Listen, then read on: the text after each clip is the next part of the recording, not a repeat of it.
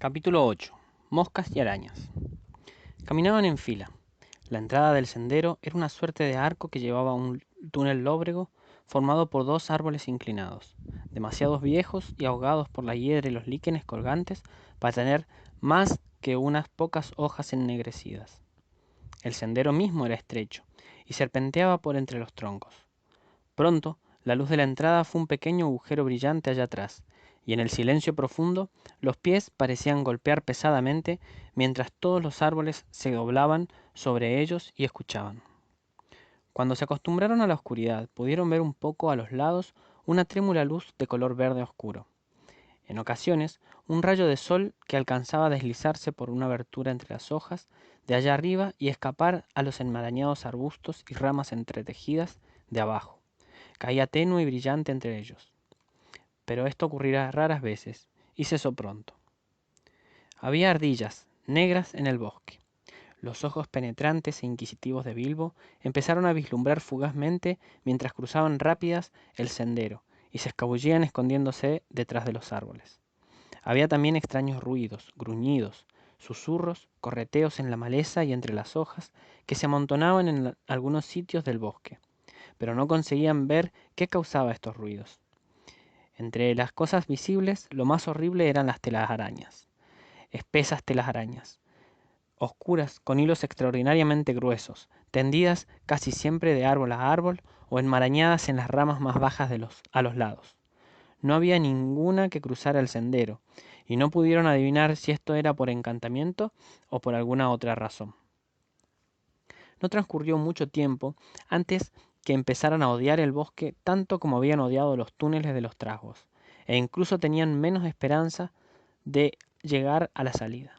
Pero no había otro remedio que seguir y seguir, y aún después de sentir que no podrían dar un paso más si no veían el sol y el cielo, y de desear que el viento les soplara en las caras, el aire no se movía abajo, eternamente quieto, sofocante y oscuro. Hasta los mismos enanos lo sentían, ellos que estaban acostumbrados a excavar túneles y a pasar largas temporadas apartados de la luz del sol, pero el hobbit, a quien le gustaban los agujeros para hacer casas y no para pasar los días de verano, sentía que se asfixiaba poco a poco.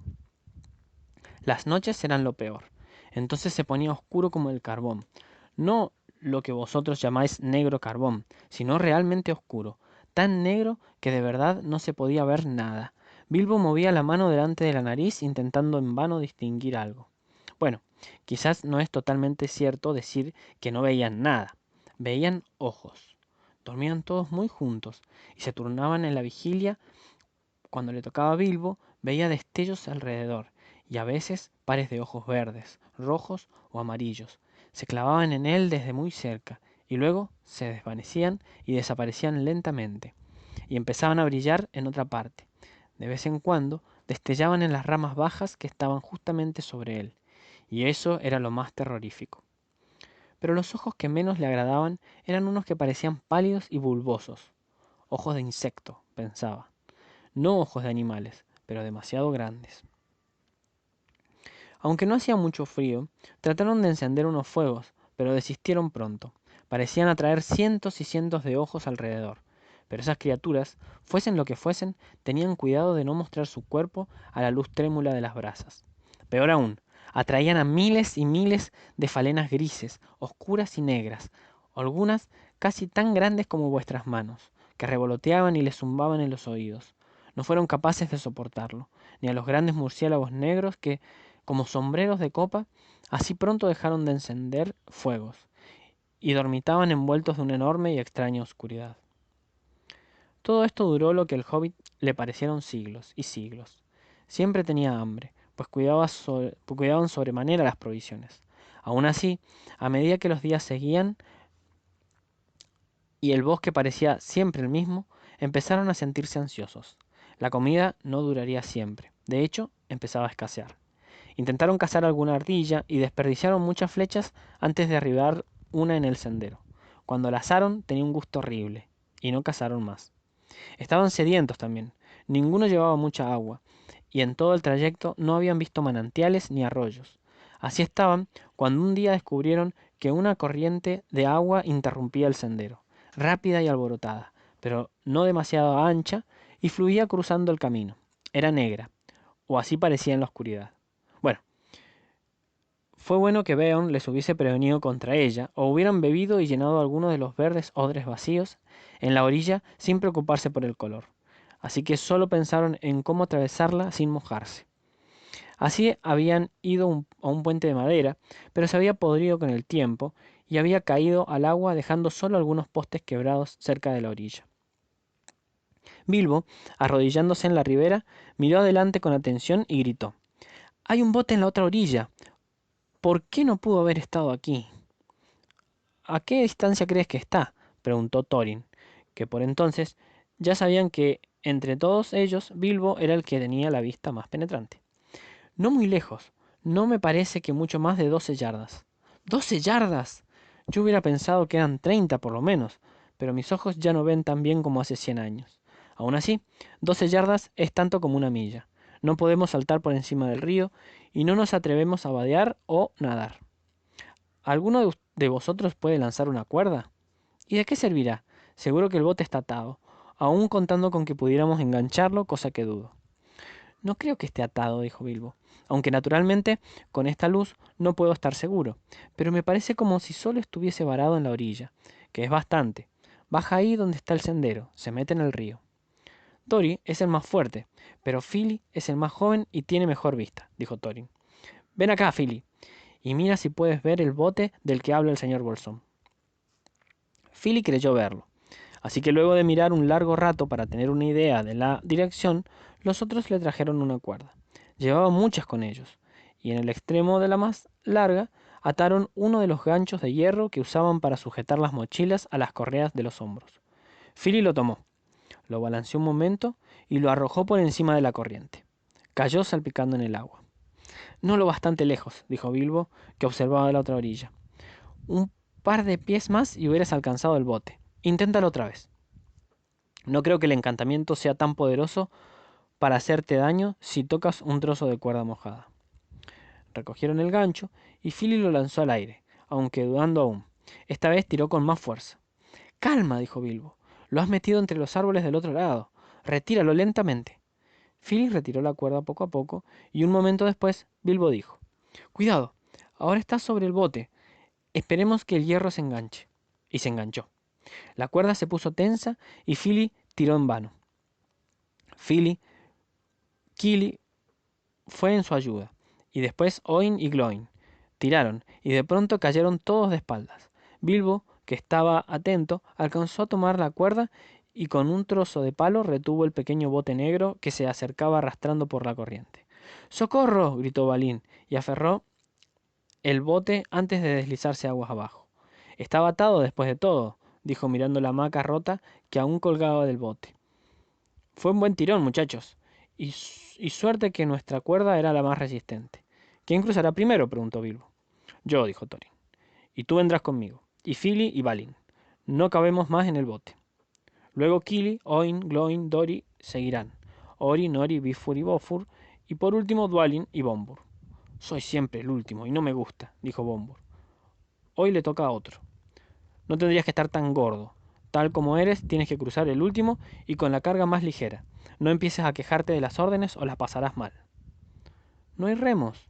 ¿Cómo impulsaremos el bote hasta la otra orilla?», preguntó Bilbo.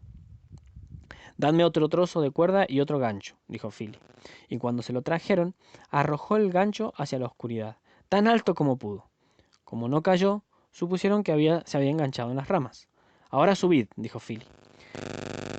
«Que uno de vosotros tire la cuerda sujeta al árbol, otro tendrá que sujetar el gancho que utilizamos al principio, y cuando estemos seguros en la otra orilla, puede engancharlo y traer el bote de vuelta».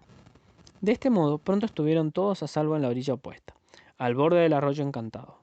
Dwalin acababa de salir a prisa, con la cuerda enrollada en el brazo, y Bombur, refunfuñando aún, se prestaba a seguirlo cuando algo malo ocurrió. Sendero adelante hubo un ruido como de pezuñas raudas. De repente, de la lobreguez salió un ciervo volador. Cargó sobre los enanos y los derribó, y enseguida se encogió para saltar. Pasó por encima del agua con un alto y poderoso brinco, pero no llegó indemne a la otra orilla. Thorin había sido el único que aún no se mantenía en pie y alerta. Tan pronto como llegaron a tierra, había preparado el arco y había puesto una flecha por si de pronto aparecía el guardián del bote. Disparó rápido contra la bestia, que se derrumbó al llegar a la otra orilla. Las sombras la devoraron, pero oyeron un sonido entrecortado de pezuñas que al fin se extinguió. Antes que pudieran alabar ese tiro certero, un horrible gemido de Bilbo hizo que todos olvidaran la carne de venado. «¡Bombur! ¡Ha caído! ¡Bombur se ahoga!», gritó. No era más que la verdad. Bombur solo tenía un pie en tierra cuando el ciervo se adelantó y saltó sobre él. Había tropezado, impulsado el bote hacia atrás y perdido el equilibrio, y las manos le resbalaron las raíces limosas de la orilla mientras el bote desaparecía girando lentamente. Aunque alcanzaron a ver el capuchón de Bombur sobre el agua, cuando llegaron corriendo a la orilla, le echaron rápidamente una cuerda con un gancho. La mano de Bombur aferró la cuerda y los otros tiraron. Por supuesto, el enano estaba empapado de pies a cabeza, pero eso no era lo peor.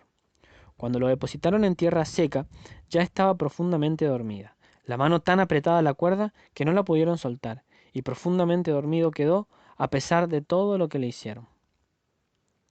Aún estaba de pie y mirándolo, maldiciendo el desgraciado incidente y la torpeza de Bombur, lamentando la pérdida del bote que les impedía volver a buscar el ciervo, cuando advirtieron el débil sonido como de trompas y de perros que ladrasen lejos en el bosque. Todos se quedaron en silencio, y cuando se sentaron les pareció que oían el estrépito de una gran cacería en el norte del sendero, aunque no vieron nada. Estuvieron allí sentados durante largo rato, no atreviéndose a moverse.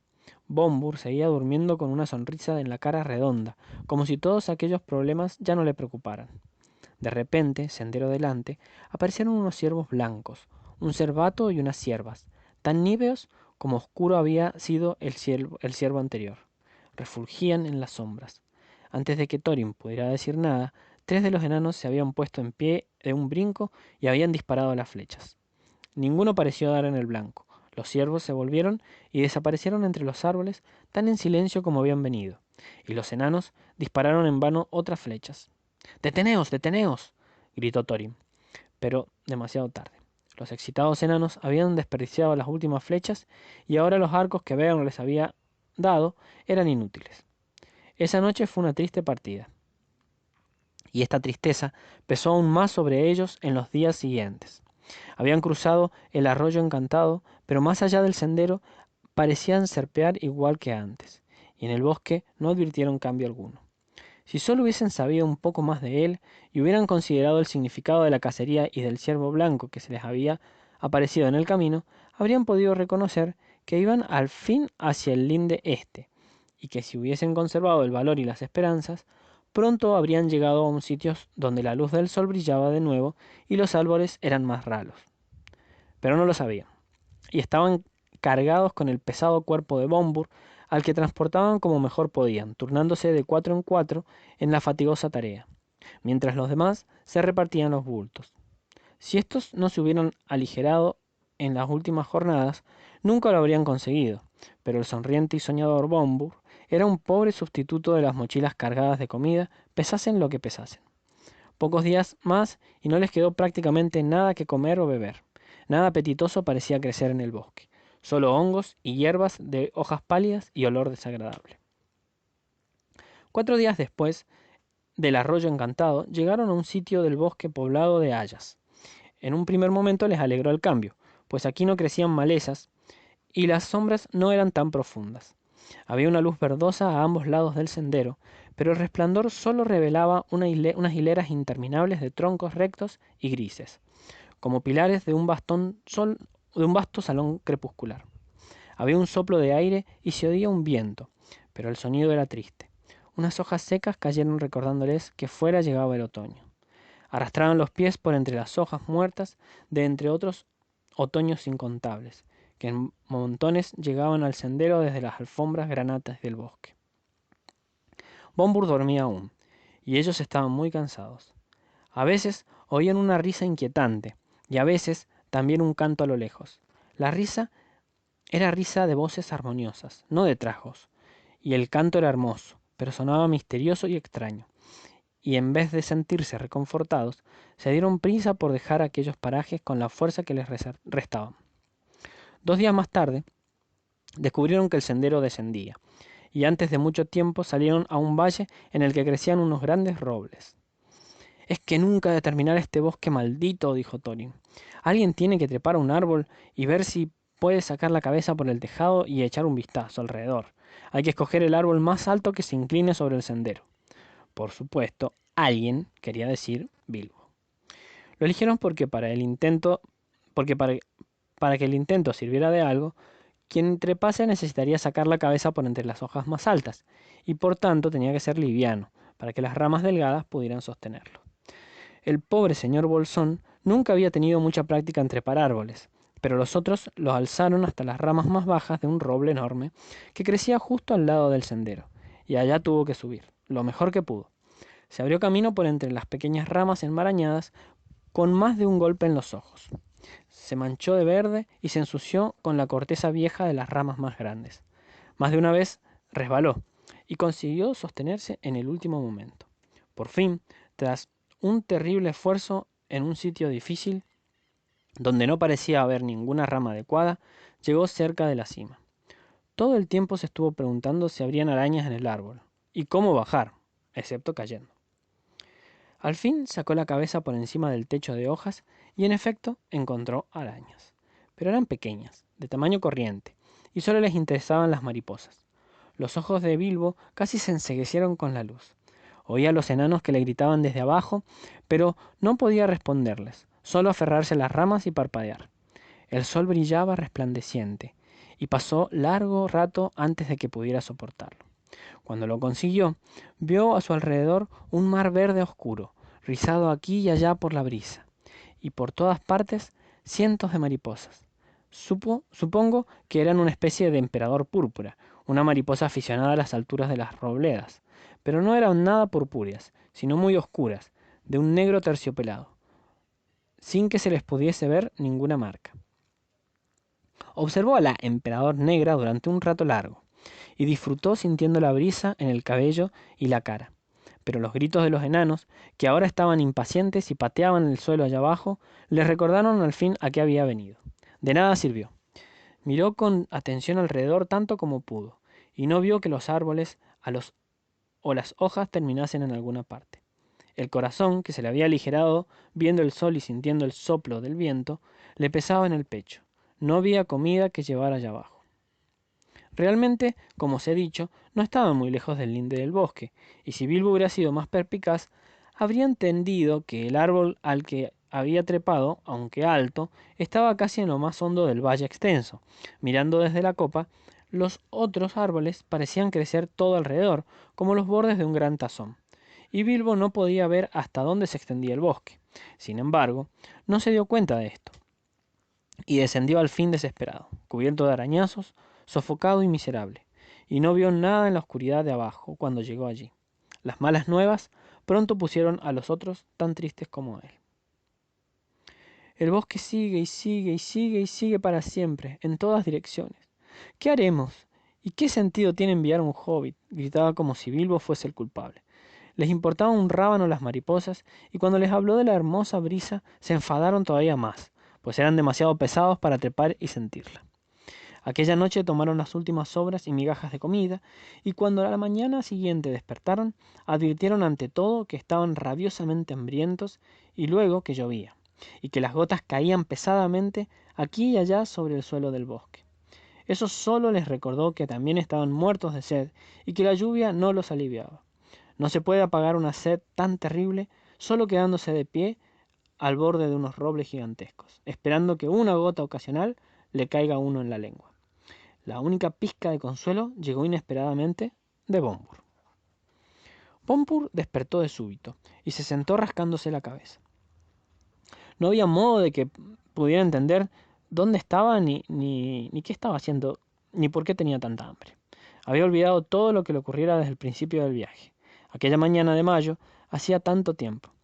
Lo último que recordaba era la tertulia en la casa del hobbit, y fue difícil convencerlo de la verdad, de las muchas aventuras que había tenido desde entonces. Cuando oyó que no había nada para comer, se sentó y se echó a llorar. Se sentía muy débil, y le temblaban las piernas. ¿Por qué habré despertado?, sollozaba.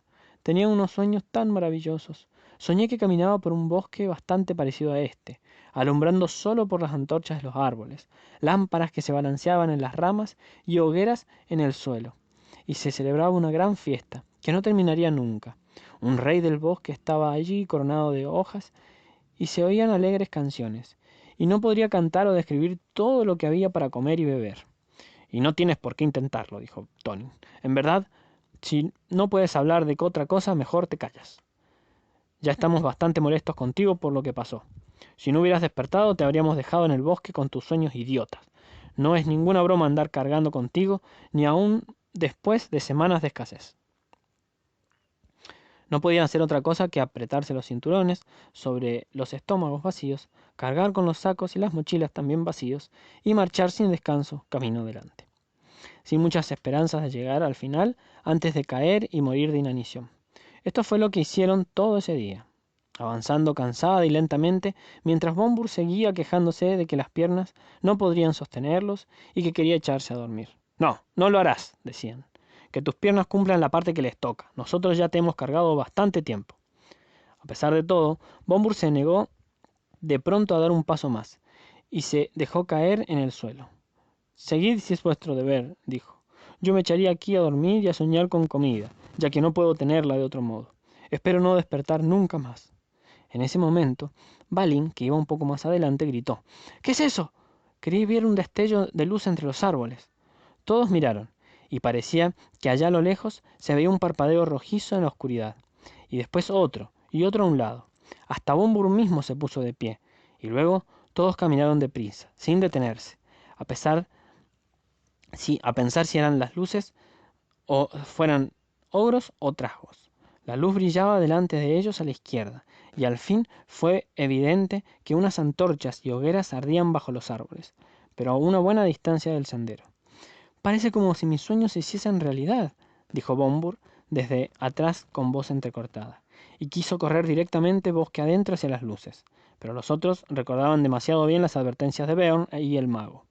Un banquete no servirá de nada si no salimos vivos, dijo Thorin. Pero de cualquier modo, sin un banquete no seguiremos vivos mucho tiempo, dijo Bombur, y Bilbo asintió de todo corazón. Lo discutieron largo rato del derecho y del revés, hasta que por fin convinieron en mandar un par de espías para que se acercaran arrastrándose a las luces y averiguaran más sobre ellas. Pero luego, cuando se preguntaron a quién enviarían, no pudieron ponerse de acuerdo.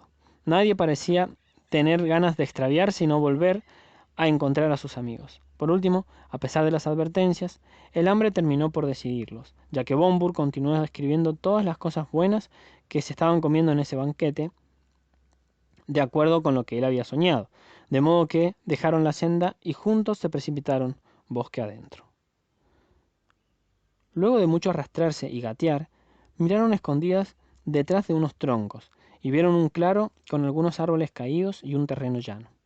Había mucha gente allí, de aspecto élfico, vestidos todos de castaño y verde, sentados en un círculo sobre cepos de árboles talados.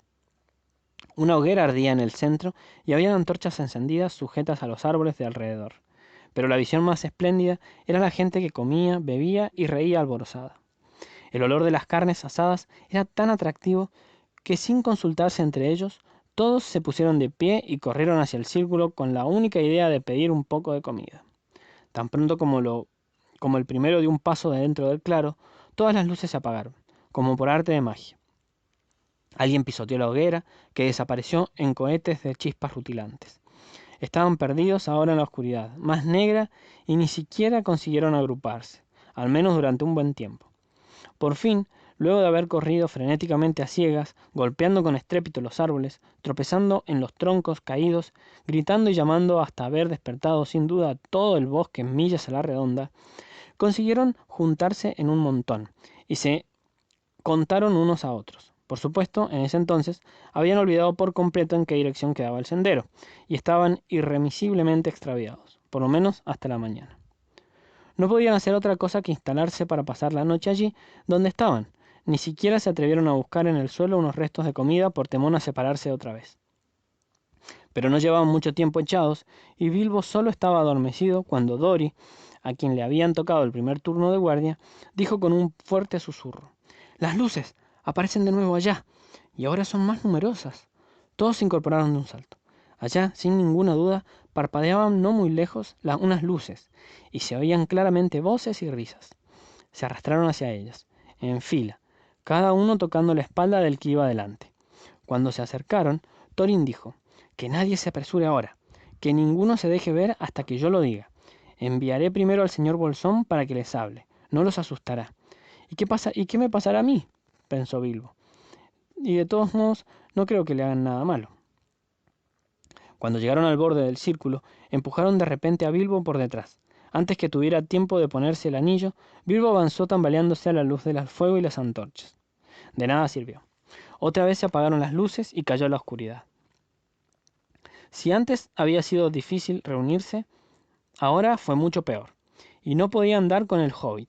Todas las veces que contaron eran siempre 13. Gritaron y llamaron: «Bilbo, Bilbo Bolsón, hobbit, tú maldito hobbit, hobbit maldado, ¿dónde estás?», y otras cosas por el estilo, pero no hubo respuesta. Iban a abandonar toda esperanza cuando Dori dio con él por casualidad. Cayó sobre lo que creyó que era un tronco y se encontró con que era el hobbit, acurrucado y profundamente dormido. Después de mucho zarandearlo, consiguieron que despertase, y Bilbo no pareció contento. «Ay, tenía un sueño tan maravilloso», gruñó. Todos participando de la más espléndida cena. «¡Cielos! Estás como Bombur», dijeron. «No nos hables de cenas. Las cenas soñadas de nada sirven y no podemos compartirlas». «Ay, no hay nada mejor a mi alcance en este desagradable lugar», murmuró Bilbo, mientras se echaba otra vez al lado de los enanos e intentaba volver a dormir y tener de nuevo aquel sueño. Pero no fue la última vez que vieron luces en el bosque. Más tarde, cuando ya la noche tenía que haber envejecido, Kili, que estaba entonces de guardia, vino y los despertó a todos. «Ha aparecido un gran resplandor, no muy lejos», dijo. «Cientos de antorchas y muchas hogueras han sido encendidas de repente y por arte de magia. Escuchad el canto de las arpas». Luego de quedarse un rato echados y escuchando, descubrieron que no podía resistir el deseo de acercarse y tratar, una vez más, de conseguir ayuda. Todos se incorporaron y esta vez el resultado fue desastroso. El banquete que vieron entonces era más grande y magnífico que antes. A la cabecera de una larga hilera de comensales estaba sentado un rey del bosque, con una corona de hojas sobre los cabellos dorados, muy parecida a la figura que Bombur había visto en sus sueños.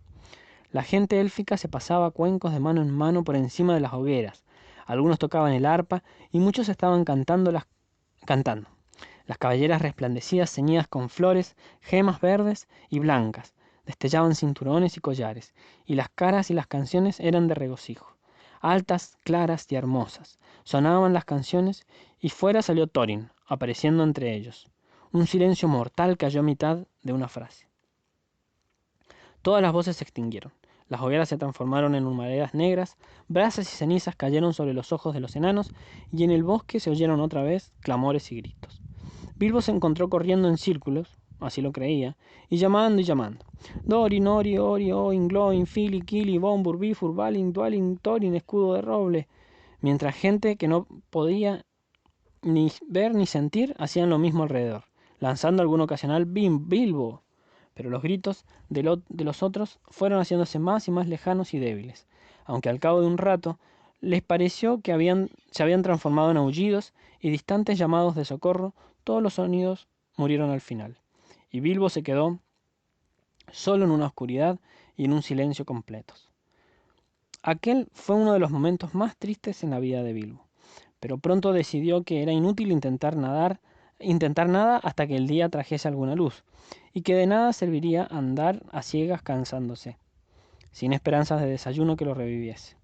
Así que se sentó con la espalda contra un árbol, y no por última vez se encontró pensando en el distante agujero hobbit y las hermosas despensas. Estaba sumido en el pensamiento de pancetas, huevos, tostadas y mantequilla, cuando sintió que algo lo tocaba. Algo como una cuerda pegajosa y fuerte. Se le había pegado en la mano izquierda. Trató de moverse y descubrió que tenía las piernas ya sujetas por aquella misma especie de cuerda, y cuando trató de levantarse, cayó al suelo. Entonces, La gran araña que había estado ocupada en atarlo mientras dormitaba apareció por detrás y se precipitó sobre él. Bilbo solo veía los ojos de la criatura, pero podía sentir el contacto de las patas peludas mientras las arañas trataba de paralizarlo con vueltas y más vueltas de aquel hilo abominable. Fue una suerte que volviese en sí a tiempo. Pronto no hubiera podido moverse, pero antes de liberarse tuvo que sostener una lucha desesperada. Rechazó a la criatura con las manos. Estaba intentando envenenarlo para mantenerlo quieto como las arañas pequeñas hacen con las moscas, hasta que recordó la espada y la desenvainó. La araña dio un salto hacia atrás, y Bilbo tuvo tiempo para cortar las ataduras de las piernas. Ahora le tocaba a él atacar. Era evidente que la araña no estaba acostumbrada a cosas que tuvieran a los lados tales aguijones, o hubiese escapado mucho más aprisa. Bilbo se precipitó sobre ella antes que desapareciese y blandiendo la espada la golpeó en los ojos. Entonces la araña enloqueció y saltó y danzó estirando las patas en horribles espasmos, hasta que dándole otro golpe, Bilbo acabó con ella. Luego se dejó caer y durante largo rato no recordó nada más. Cuando volvió en sí, vio alrededor la habitual luz gris y mortecina de los días del bosque. La araña yacía muerta a un lado y la espada estaba manchada de negro. Por alguna razón, matar a la araña gigante, él, totalmente solo, en la oscuridad, sin la ayuda del mago, de los enanos o de cualquier otra criatura, fue muy importante para el señor Bolsón. Se sentía una persona diferente, mucho más audaz y fiera a pesar del estómago vacío, mientras limpiaba la espada en la hierba y la devolvía a la vaina. Te daré un nombre, le dijo a la espada. Te llamaré Aguijón. Luego se dispuso a explorar. El bosque estaba oscuro y silencioso, pero antes que nada tenía que buscar a sus amigos como era obvio. Quizás no estuviesen lejos, a menos que unos trajos, o algo peor, los hubieran capturado. A Bilbo no le parecía sensato ponerse a gritar, y durante un rato estuvo preguntando de qué lado correría el sendero, y en qué direcciones tendría que ir a buscar a los enanos. Oh, ¿por qué nos habremos tenido en cuenta los consejos de Beorn y Gandalf? Se lamentaba. ¿En qué enredo nos hemos metido todos nosotros? ¡Nosotros! Lo único que deseo es que fuésemos nosotros. Es horrible estar completamente solo. Por último trató de recordar la dirección de donde había venido, los gritos de auxilio la noche anterior, y por suerte había nacido con una buena provisión de suerte. Lo recordó bastante bien, como veréis enseguida. Habiéndose decidido, avanzó muy despacio, tan hábilmente como pudo. Los hobbits saben moverse en silencio, especialmente en los bosques, como ya os he dicho. Además, Bilbo se había puesto el anillo antes de ponerse en marcha, y fue por eso que las arañas no lo vieron ni oyeron cuando se acercaba. Se abrió paso sigilosamente durante un trecho. Mirando, vio delante una espesa sombra negra. Negra, aún para aquel bosque, como la sombra de una medianoche inmutable. Cuando se acercó, vio que la sombra era en realidad una confusión de telarañas superpuestas. Vio también, de repente, una arañas grandes y horribles, que estaban sentadas por encima de él en las ramas, y con el anillo o sin el anillo, tembló de miedo al pensar que quizás lo descubrieran. Se quedó detrás de un árbol, observó un grupo de arañas durante un tiempo y al fin comprendió que aquellas repugnantes criaturas se hablaban unas a otras en la quietud y el silencio del bosque. Las voces eran como leves, crujidos y siseos, pero Bilbo pudo entender muchas de las palabras. Estaban hablando de los enanos. Fue una lucha dura, pero valió la pena, dijo una. Sí, en efecto, qué pieles asquerosas y gruesas tienen, pero apuesto que adentro hay muy buenos jugos. Sí, serán un buen bocado cuando hayan colgado un poco en la tela, dijo otra. No los colguéis demasiado, dijo una tercera. No están muy gordos. Yo diría que no se alimentaron muy bien últimamente. Matadlos, os digo yo, sisió una cuarta. Matadlos ahora y colgadlos muertos durante un rato. Apostaría que ya están muertos, dijo la primera. No, no lo están. Acabo de ver a uno forcejeando justo despertando de un hermoso sueño, diría yo. Os lo mostraré. Una de las arañas gordas corrió luego a lo largo de las cuerdas hasta llegar a una docena de bultos que colgaban en hilera en las ramas altas. Bilbo los vio entonces por primera vez suspendidos en las sombras, y descubrió, horrorizado, que el pie de un enano sobresalía del fondo de algunos de los bultos, y aquí y allá la punta de una nariz, o el tronco de una barba o de un capuchón. La araña se acercó al más gordo de los bultos. «Es el pobre viejo Bombur, apostaría», pensó Bilbo, y la araña le pellizcó la nariz en que asomaba. Dentro sonó un débil gañido, y un pie salió disparado y le golpeó fuerte y directo a la araña. Aún quedaba vida en Bombur. Se oyó un ruido como si hubiera pateado una pelota desinflada, y la araña enfurecida cayó del árbol, aferrándose a su propia cuerda en el último instante. Las otras rieron. Tenías bastante razón, la carne aún está viva y coleando. Pronto acabaré con eso, sisió la araña colérica, volviendo a trepar la rama. Bilbo vio que había llegado el momento de hacer algo. No podía llegar hasta donde estaban las bestias, ni tenía nada que tirarles, pero mirando alrededor, vio que en lo que parecía el lecho de un arroyo seco, ahora había muchas piedras. Bilbo era un tirador de piedras bastante bueno, y no tardó mucho en encontrar una lisa de forma de huevo que le cabía perfectamente en la mano. De niño había tirado piedras a todo, hasta que las ardillas, los conejos y aun los pájaros se apartaban rápidos como el rayo en cuanto lo veían aparecer. Y de mayor se había pasado también bastante tiempo arrojando tejos, dardos, bochas, boliches, bolos y practicando otros juegos tranquilos como la puntería y tiro, aunque también podía hacer otras muchas cosas, aparte de anillos de humo, proponer acertijos y cocinar, que no había tenido tiempo de contaros. Tampoco lo hay ahora. Mientras recogía piedras, la araña había llegado hasta Bombur, que pronto estaría muerto. En ese mismísimo momento, Bilbo disparó. La piedra dio en la cabeza de la araña con un golpe seco, y la bestia se desprendió del árbol y cayó pesadamente al suelo con todas las patas encogidas. La siguiente piedra que lanzó Bilbo atravesó zumbando una gran telaraña, y rompiendo las cuerdas, derribó a la araña que estaba allí sentada. A esto siguió una gran conmoción en la colonia, y por un momento olvidaron a los enanos, os lo aseguro. No podían ver a Bilbo, pero no les costó mucho descubrir de qué dirección venían las piedras. Rápidas como el rayo se acercaron corriendo, balanceándose hacia el hobbit y tendiendo largas cuerdas alrededor, hasta que el aire pareció todo ocupado por trampas flotantes. Bilbo, de cualquier modo, se deslizó pronto hasta otro sitio. Se le ocurrió la idea de alejar más a las arañas de los enanos, si podía, y hacer que se sintieran perplejas, excitadas y enojadas todo a la vez. Cuando medio centenar de arañas llegó al lugar donde él había estado antes, le tiró unas cuantas piedras más, y también a las otras que habían quedado a retaguardia.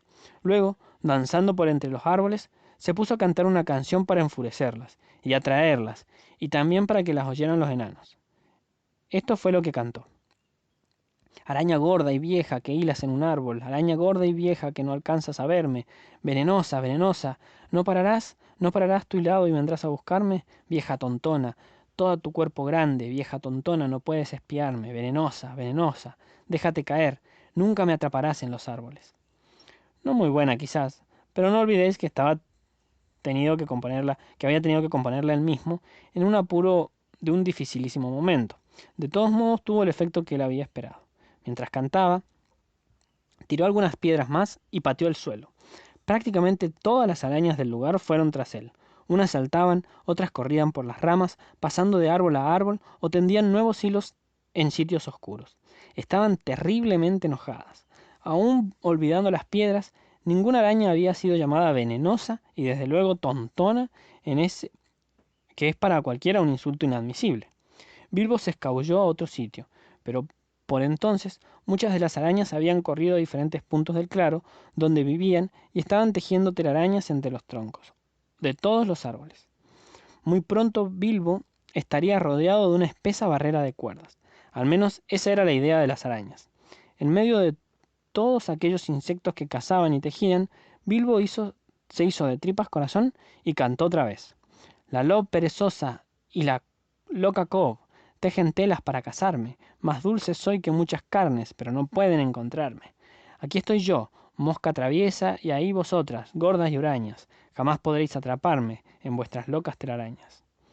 Con eso se volvió y descubrió que el último espacio entre dos grandes árboles había sido cerrado con una telaraña, pero por fortuna no una verdadera telaraña, sino grandes hebras de cuerdas de doble ancho, tendidas rápidamente de acá para allá, del tronco a tronco. Desenvainó la pequeña espada, hizo pedazos las hebras y se fue cantando. Las arañas vieron la espada, aunque no creo que supieran lo que eran, Todas se pusieron a correr persiguiendo al hobbit, por el suelo, por las ramas, agitando las piernas peludas, chasqueando las pinzas y los ojos desorbitados, rabiosas y echando espuma. Lo siguieron bosque adentro, hasta que Bilbo no se atrevió a alejarse más. Luego se escabulló de vuelta, más callado que un ratón.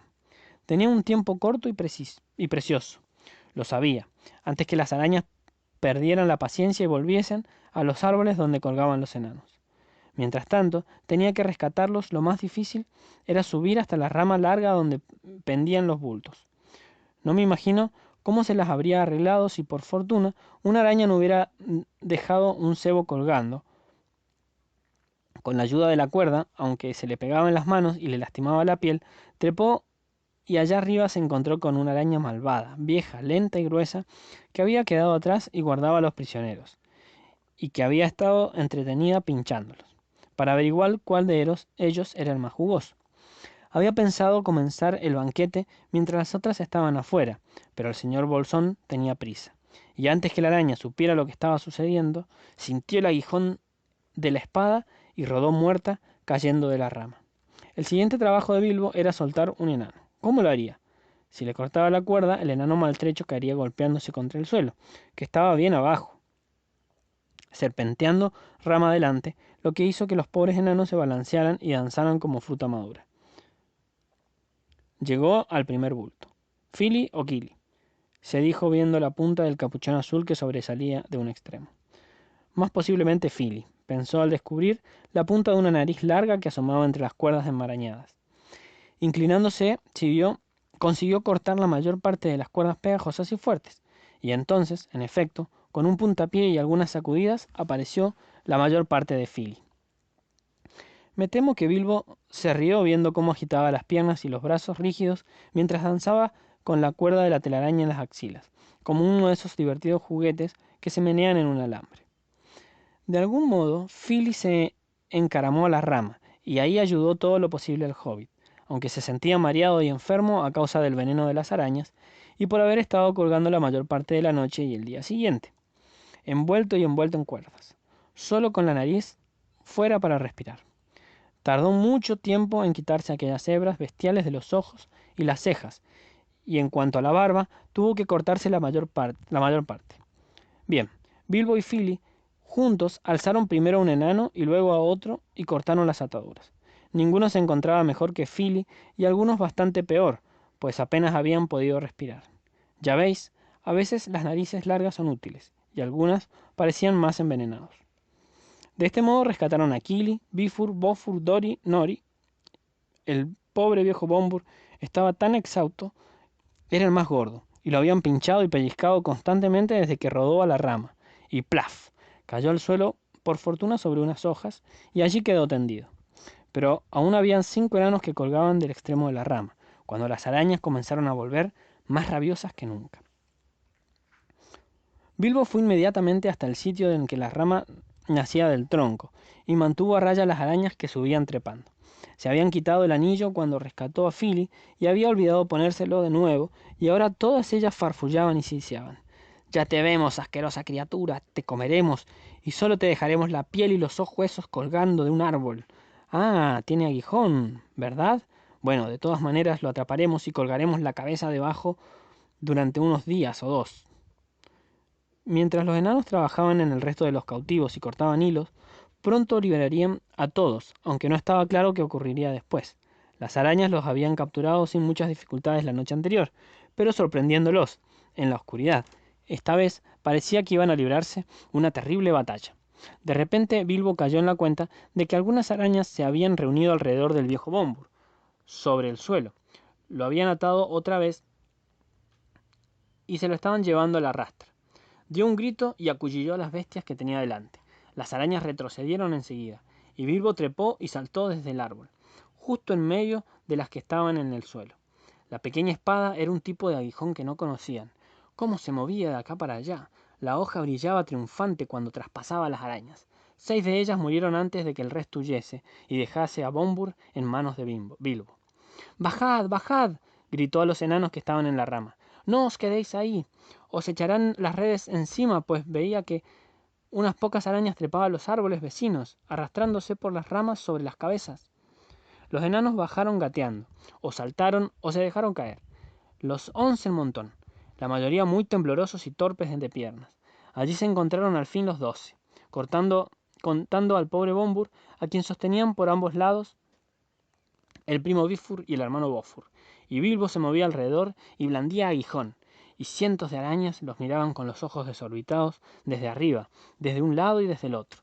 La situación parecía bastante desesperada. Entonces comenzó la batalla. Algunos enanos tenían cuchillos, otros palos y había piedras para todos, y Bilbo blandía la daga élfica. Una y otra vez las arañas fueron rechazadas y muchas murieron, pero esto no podía prolongarse. Bilbo estaba casi exhausto. Solo 4 de los enanos se mantenían aún en pie, y pronto las arañas caerían sobre ellos como sobre a moscas cansadas. Ya tejían de nuevo alrededor de un árbol en árbol. Bilbo, al fin, no pudo pensar en otro plan que comunicar a los enanos el secreto del anillo. Lo lamentaba bastante, pero no había otro remedio. «Voy a desaparecer», dijo. «Alejaré a las arañas de aquí, si puedo. Vosotros tenéis que manteneros juntos y escapar en dirección opuesta. Por allí a la izquierda quizás podría llegar al sitio donde vimos por última vez el fuego de los elfos». Tardaron en entender lo que se les decía, pues las cabezas les daban vueltas en medio de una confusión de gritos, palos y piedras que golpeaban. Pero al fin Bilbo sintió que no podía esperar más. Las arañas estaban cerrando el círculo.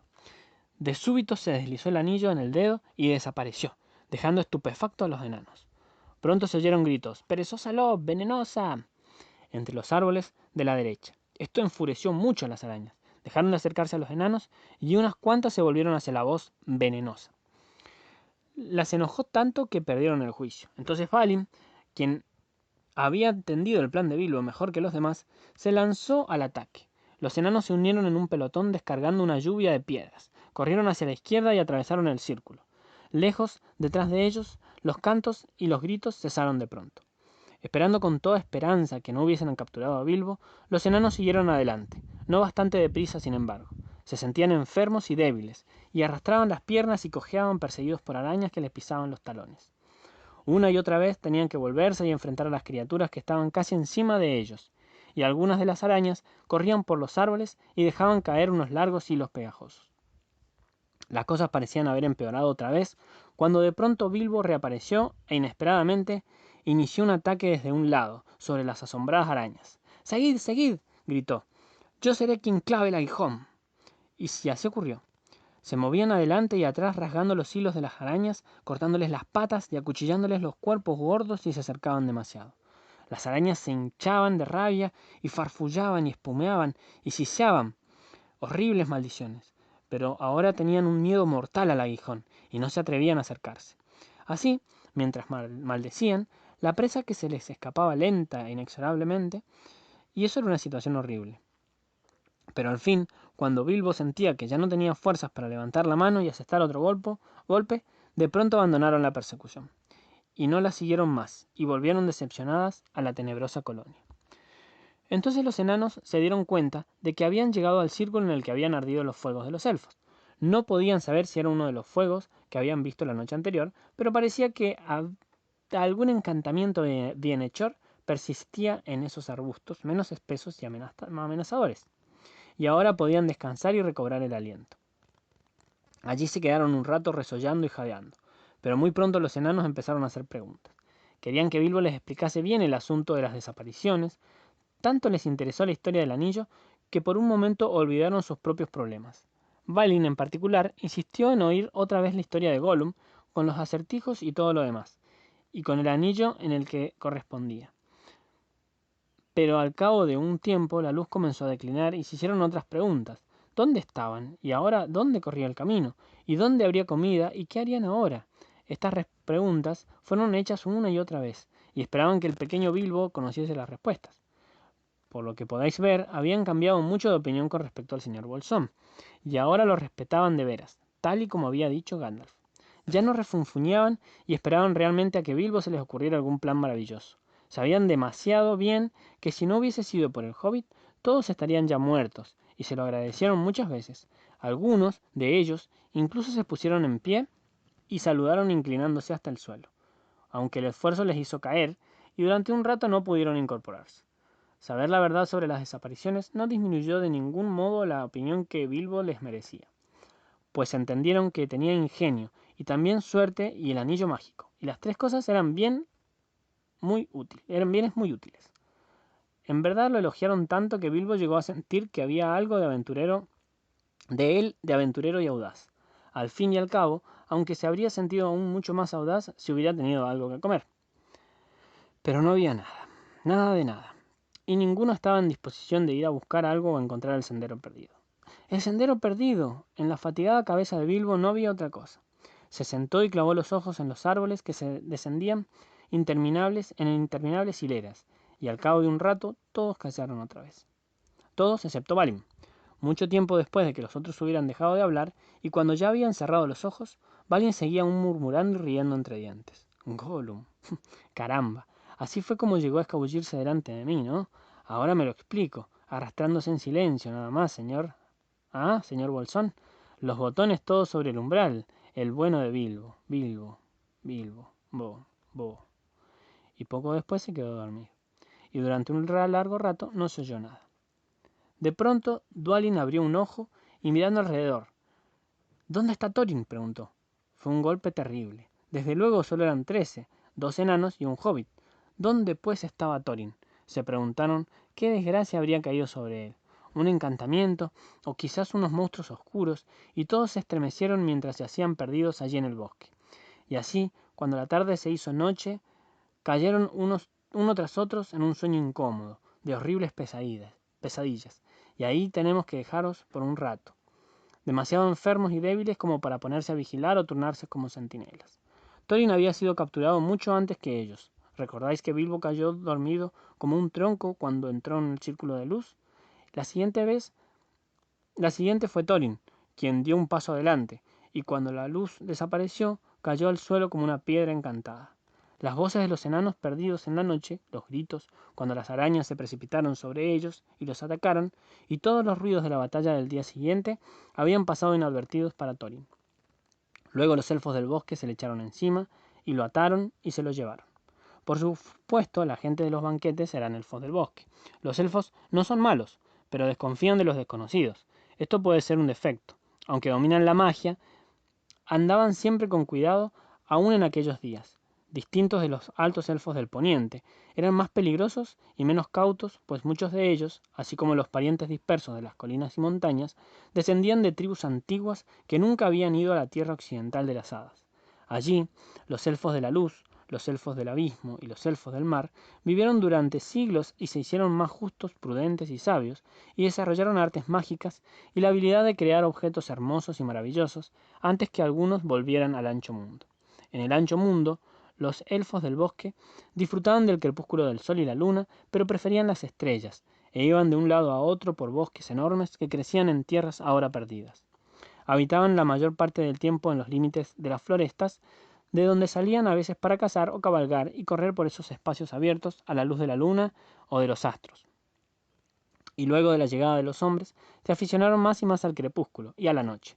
Sin embargo, eran y siguen siendo elfos, y esto significa gente buena. En una gran cueva, algunas millas adentro del bosque negro, en el lado oeste, vivía en este tiempo el más grande rey de los elfos. Por delante de unas puertas de piedra corría un río que venía de las cimas de los bosques y desembocaba dentro y fuera de los pantanos, al pie de las tierras boscosas. Esta gran cueva, en la que se abría a un lado y a otro otras cuevas más reducidas, se hundía mucho bajo tierra y tenía numerosos pasadizos y amplios salones, pero era más luminosa y saludable que cualquier morada de trasgos, y no tan profunda ni tan peligrosa. De hecho, los súbditos del rey vivían y cazaban en su mayor parte en los bosques abiertos, y tenían casas o cabañas en el suelo o sobre las ramas. Las hayas eran sus árboles favoritos. La cueva del rey era el palacio, un sitio seguro para guardar los tesoros y una fortaleza contra el enemigo. Eran también las mazmorras de los prisioneros. Así que a la cueva arrastraron a Thorin, no con excesiva gentileza, pues no querían a los enanos y pensaban que Thorin era un enemigo. En otros tiempos se habían librado guerras contra algunos enanos, a quienes acusaban de haberles robado un tesoro.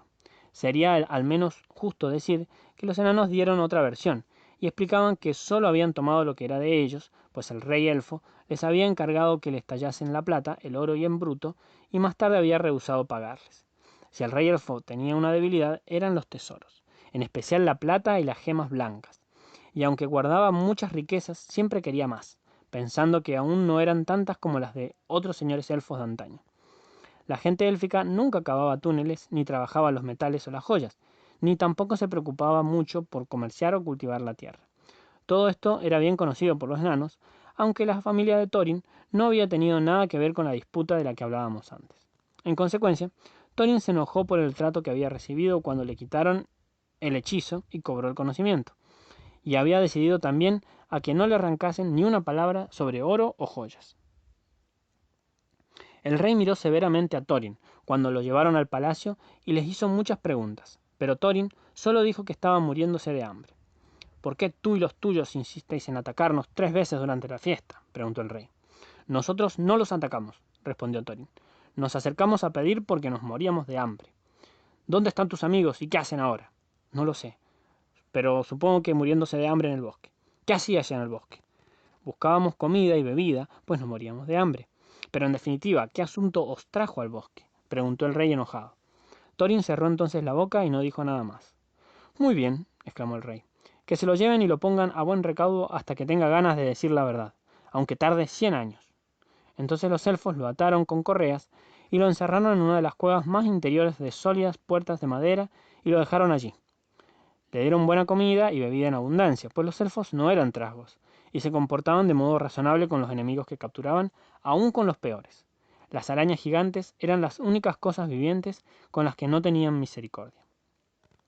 Allí en la mazmorra, en las mazmorras del rey, quedó el pobre Thorin, y luego de haber dado gracias por el pan, la carne y el agua, empezó a preguntarse qué habría sido de sus infortunados amigos.